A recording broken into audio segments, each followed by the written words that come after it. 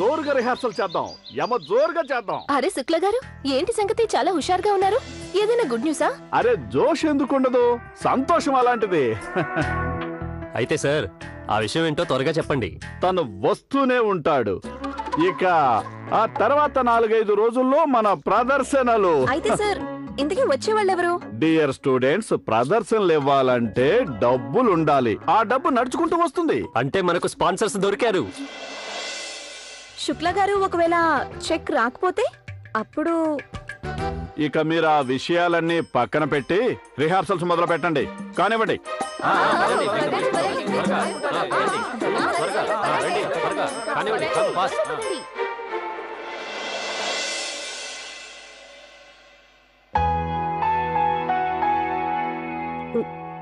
యువరాజా, ఈ కళ్ళని మూసే ఉండనివ్వండి. ఒకవేళ తెరిచి చూస్తే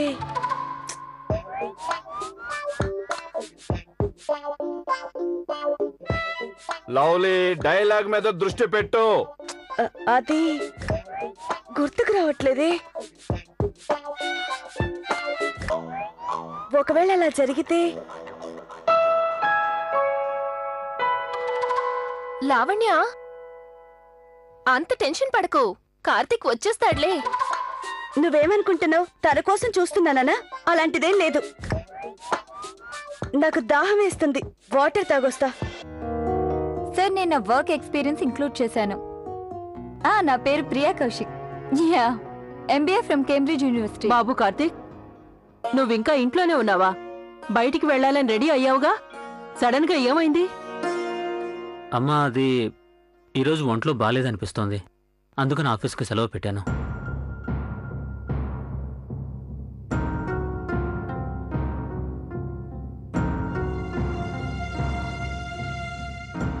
థ్యాంక్ యూ. కార్తీక్,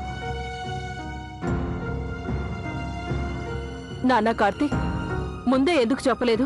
ఇంట్లో ఇంతమంది ఉన్నాం కదా, ఎవరికైనా చెప్పాల్సింది నువ్వు. ఇలా చేస్తే ఎలా నాన్నా? కాస్త కూడా ఆరోగ్యంపై శ్రద్ధ లేదు.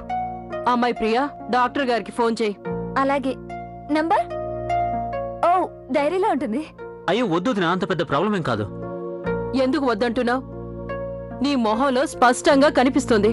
చూడు నాన్న, లోపల ఉండే ఇబ్బంది బయటికి కనిపించే దానికన్నా ప్రమాదకరమైంది, తెలుసా? అమ్మా, నేను బానే ఉన్నాను.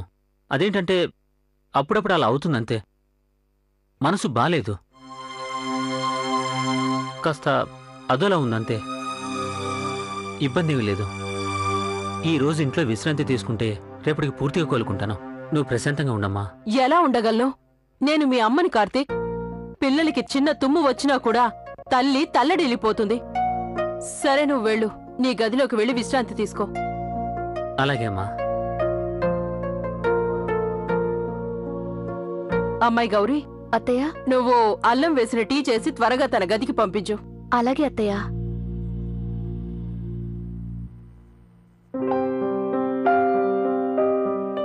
నాకైతే కార్తీక్ మొహంలో నీరసం చూడటం అస్సలు నచ్చట్లేదు. అమ్మా భవానీ, మా కార్తీక్ నయమేలా చూడు. అయ్యో అక్క, కార్తీక్ త్వరగా బాగవ్వాలని మీరు అనుకుంటే వెంటనే అతనికి పెళ్లి జరిపించండి. ఏంటి? అదే సంబంధం కుదర్చు. అరే మీనా, 2 రోజుల ముందు నువ్వే అన్నావు కార్తీక్ పెళ్లికి అత్తయ్య గారు ఎందుకు తొందరపడుతున్నారని. మరిప్పుడు నువ్వే అంటున్నావు త్వర త్వరగా పెళ్లి చేయించమని. ఓ, అది ఇప్పుడు అలా అనిపిస్తుంది. అయినా అందులో తప్పే ఉంది. ఇదెలా సాధ్యం అక్క? 2 రోజుల్లో ఇంత మార్పు వచ్చిందా? అది ఏంటంటే, కార్తీక్ అలా ఉండటం చూసి నేను అనుకున్నాను, తన అన్నంలాగే బహుశా తనకు కూడా భార్య తోడుగా ఉంటే మంచిదని. అప్పుడన్నీ బాగుంటాయి. అతని గురించి చూసుకుంటుంది, సంతోషపెడుతుంది. కాదంటావా అక్క? ఆయన నువ్వే చెప్పు గౌరీ అక్క, ఇంకెన్నాళ్ళు మనం కార్తీక్ ని చూసుకోగలం? తన పెళ్ళాం వస్తే అన్నీ ఆమె చూసుకుంటుంది కదా.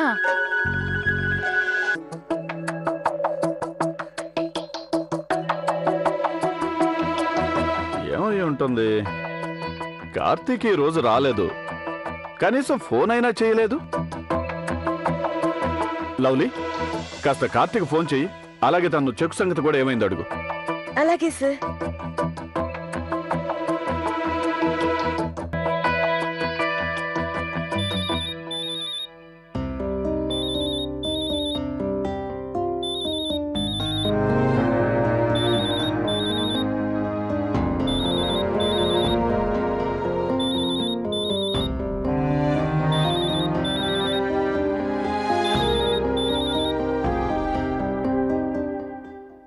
ఏమైంది? సార్ తన ఫోన్ లిఫ్ట్ చేయడం లేదు. అయితే ఒక పని చేయి, తనకు SMS పెట్టు. స్టూపిడ్. ఏంటి? తను నీ ఫియాన్సీనే కదా, కాస్త రొమాంటిక్ గా మెసేజ్ పెట్టు. అలాగే పెడుతున్నా.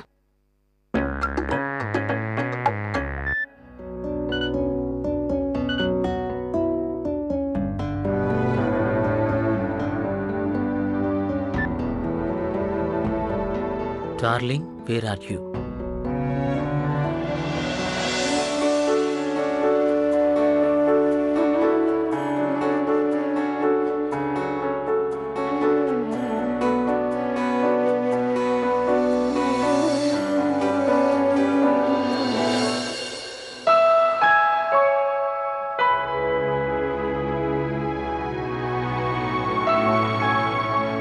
ఏమైంది? నీ SMS కి రిప్లై ఇచ్చాడా? లేదు సార్, ఇంకా ఇవ్వలేదు. చూడు, నువ్వు నిజం చెప్పు. అవసరమైన సమయంలో కార్తీక్ పక్కకు తప్పుకున్న వ్యక్తి అయితే కాదు కదా? అది సార్, అవును నేను సార్, తను తప్పుకోవచ్చు. తను మనకెందుకు హెల్ప్ చేస్తాడు? మన నాటకాల గురించి తనకు అవసరం ఏంటి? ఆలోచించండి. నువ్వు నోరు మూసుకో. కార్తీక్ అలాంటి వారు కాదు, మనల్ని ఎప్పుడు మోసం చేయరతను. ఏం లావణ్య, అంతేనా? ఆ,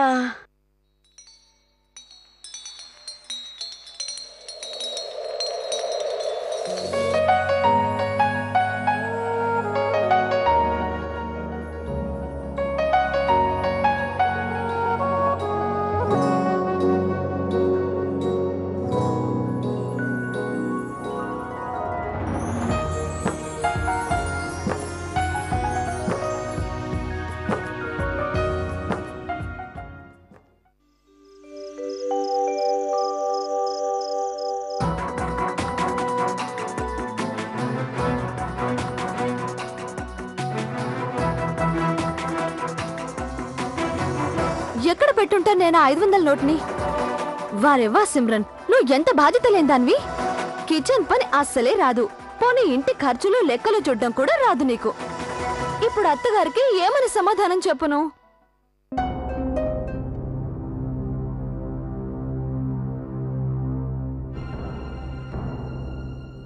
సిమ్రన్,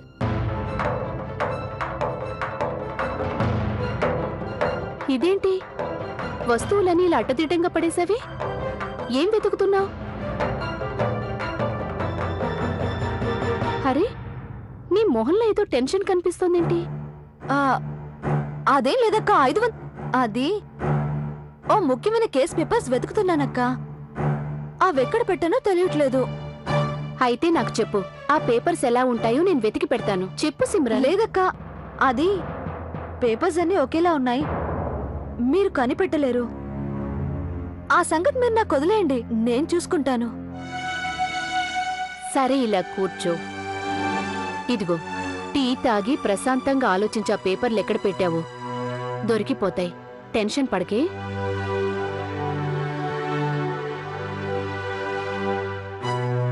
డిపార్ట్మెంట్ కేసులు ఎంత కఠినమైనా వాటిని చిటికలో తేల్చేస్తాను. ఈ ఇంటి ఖర్చుల విషయంలో మాత్రం ఛీ సిమ్రన్, ఇంతలా తలబద్దలు కొట్టుకున్నా ఏం ఉపయోగం లేకుండా పోయింది.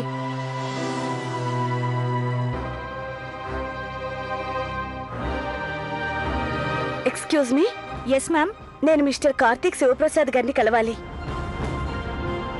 మేడం, అతను ఎక్స్క్యూజ్ మీ, మీరు కార్తీక్కి కాబోయే భార్య కదూ? ఆ, అవును. అయితే మీరు ఇక్కడేం చేస్తున్నారు? అంటే అతనికి హెల్త్ బాలేదు, ఇది మీకు తెలీదా? అందుకే తన ఆఫీసు కూడా రాలేదు. ఆ, అదేంటంటే ఈ రోజు ఇంట్లో నేను మొబైల్ మర్చిపోయాను, అందువల్ల తనతో మాట్లాడలేకపోయాను. అయితే ఓ పని చేయండి, మీరు వెంటనే తన ఇంటికి వెళ్ళండి. మిమ్మల్ని చూసిన వెంటనే తనకు నయమైపోతుంది. మీరు బాగా చెప్పారు.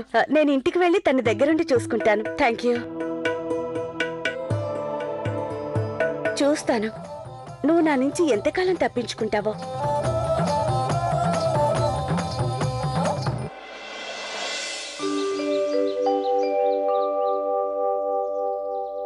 గుడ్ మార్నింగ్ వదినా. వదినా, మీరు నాకు త్వరగా టిఫిన్ పెట్టండి, ఈ రోజు ఆఫీస్కి త్వరగా వెళ్ళాలి. గుడ్ మార్నింగ్ వదినా. Good morning.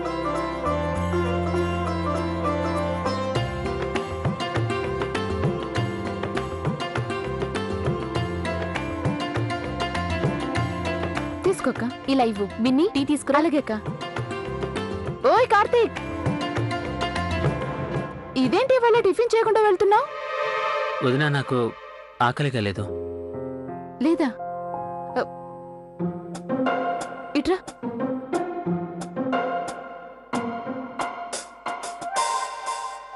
ఏయ్, అంతా బానే ఉంది కదా? అవును వదినా, పర్ఫెక్ట్, ఫిట్, సూపర్. ఇదిగో చూడు, నీ అబద్ధాలన్నీ ఈ మీనాక్షి వదిన ముందు అస్సలు పనిచేయవు. నాకు బాగా తెలుసు, నీ మనసులో ఏదో బాధ ఉంది. అది నిన్ను తినేస్తుంది. చెప్పు, ఇదంతా ఆ అబద్ధాలు కోరు అమ్మాయి వల్లే కదా?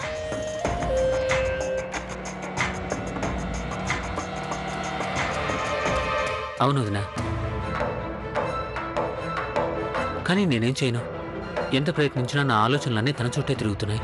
అయ్యో దేవుడా, నువ్విలా ఎందుకు చేస్తున్నావు కార్తీక్? వదినా నాకు తెలుసు ఇది మంచిది కాదని. తన జీవితానికి నా జీవితానికి అసలు పొత్తు కుదరదని. మీరు దీని గురించి ఏం ఆలోచించకండి. ఇదంతా నేను చూసుకుంటాను.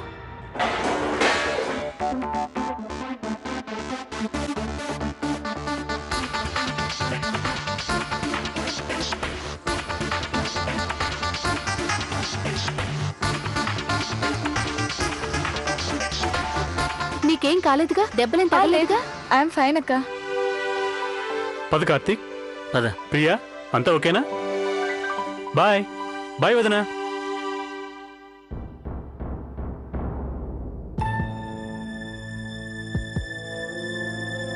అరే ఏ సిమ్రాన్, నువ్వు వచ్చి చాలా మంచి పని చేసావు. పిల్లల పుస్తకాల కోసం కొంచెం డబ్బులు కావాల్సింది. సిమ్రాన్ అక్క, నేను ఈరోజు ఇంటర్వ్యూకి వెళ్ళాలి. నేను షార్ట్ బ్లౌజ్ తీసుకోవాలనుకుంటున్నాను. ఎక్కువ రేటే ఉండదు కానీ. ఇదిగో చూడండి, మీకేమైనా డబ్బులు కావాలంటే ఇప్పుడే తీసుకోండి. ఎందుకంటే ఈరోజు ఆదివారం. అందుకని సిమ్రన్ లెక్కలన్నీ రాసి చూపించాలి. ఒక్క విషయం సిమ్రన్, అత్తగారికి లెక్కలు చూపించే ముందు అంతా కరెక్ట్గా ఉండేలా చూసుకో. నీకు తెలుసుగా, అత్తగారు ప్రతి విషయంలో ఎంతో నిక్కచ్చిగా ఉంటారని. బెస్ట్ ఆఫ్ లక్ అక్క. అత్తగారు అకౌంట్స్ విషయంలో ఎంత స్ట్రిక్ట్ అంటే ₹1 తేడా వచ్చినా నిన్ను వదిలిపెట్టరు. కానీ నా వల్ల పెద్ద తప్పే జరిగింది. అది చాలా పెద్దది. ఏంటా తప్పు? అది చెప్పు సిమ్రన్, నువ్వు చెప్తేనే ఈ సమస్యకు పరిష్కారం చూడగలం. చెప్పు. పెద్దక్కయ్య లెక్కల్లో పొరపాటు జరిగింది. ఎన్నోసార్లు ఆలోచించాను, అసలు నాకేం అర్థం కావట్లేదు. ఆ ₹500 ఎక్కడ ఎవరికిచ్చానో ఏమో.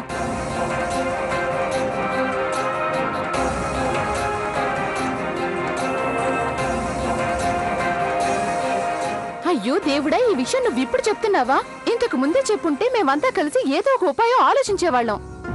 ఈ రోజు నువ్వు ఇంత పెద్ద తలనొప్పిని ఎలా తెచ్చిపెట్టుకున్నావో చూడు.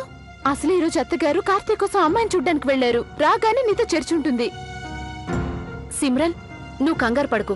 ప్రశాంతంగా సావధానంగా ఆలోచించు. ఆ డబ్బు ఎక్కడ పెట్టావో గుర్తొస్తుంది. గౌరీ అక్క, సిమ్రాన్ అక్క ప్లేస్ లో ఎవరున్నా ఇలాగే టెన్షన్ పడతారు. అత్తగారికి ఈ విషయం తెలిస్తే నీకు క్లాస్ పీకుతారు.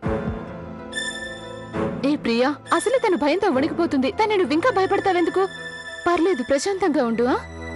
కంగారు పడకు. అక్క నేనెంతో ప్రయత్నించాను. నేనొక మంచి కోడల్ని కావాలని, అత్తగారితో మెప్పు పొందాలని, నేను నా ఉద్యోగంతో పాటు ఇంటిని కూడా బాగా చూసుకోగలనని. కాలేదు, నా ప్రయత్నం సఫలం కాలేదు.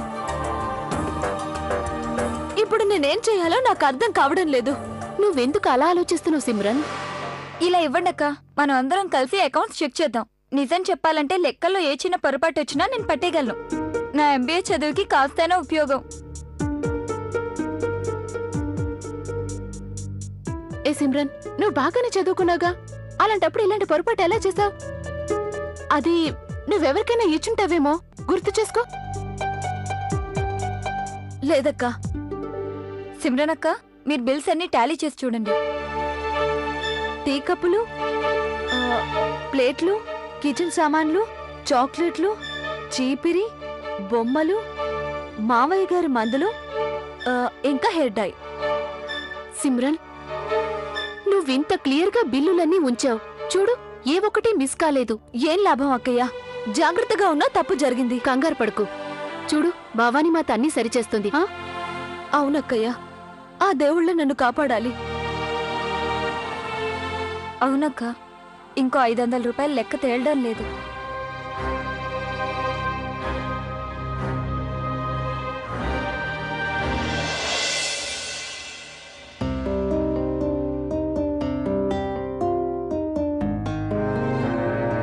Hi Karthik, good morning. Good morning Mohan. రా కూర్చో, టీ తాగుదాం. షూర్. చెప్పు, నీ ఆరోగ్యం ఎలా ఉంది? బానే ఉంది. నా క్యాబిన్కి త్వరగా 2 టీ పంపించండి. కార్తీక్, నిన్న లావణ్య మీ ఇంటికేమైనా వచ్చిందా? ఎందుకంటే నిన్ను కలిసేందుకు తను నిన్న ఆఫీస్కి వచ్చింది. నువ్వు రాలేదని మీ ఇంటికి పంపించాను. లావణ్యని ఇంటికి పంపించావా? అవును, తను ఇంటికి వచ్చిందిగా. అరే బాస్, నన్ను ఈ ఫైల్ తీసుకురమ్మన్నాడు. నీ మాటల్లో పడి మర్చిపోయాను. ఫోన్లే, ఇచ్చేసి వస్తాను.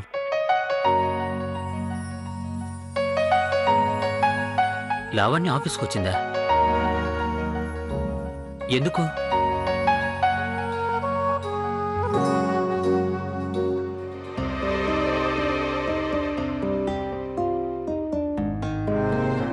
ఇది నేనెలా మర్చిపోయాను? శుక్లా గారు, స్టూడెంట్స్ అందరూ అక్కడ టెన్షన్ పడి ఉంటారు. చూడండి పిల్లలు, మీరందరూ కాస్తని కొయ్యలు, కాస్తని లయ్యలు, ఇలా వంపులు తిరుగుతూ కదులుతూ చం చం. సార్, లవ్లీ వచ్చేసింది.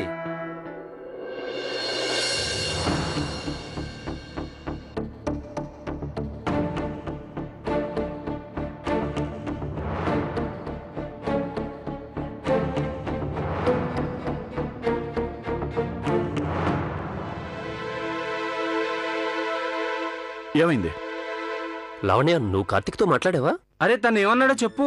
తను ఎందుకు రాలేదు? త్వరగా చెప్పు, ఇక్కడ మా ప్రాణాలు పోతున్నాయి. ఏంటి సార్ ఇది? అందరూ లావణ్య మీద పడుతున్నారు. నువ్విలరా, అరే జరగండి.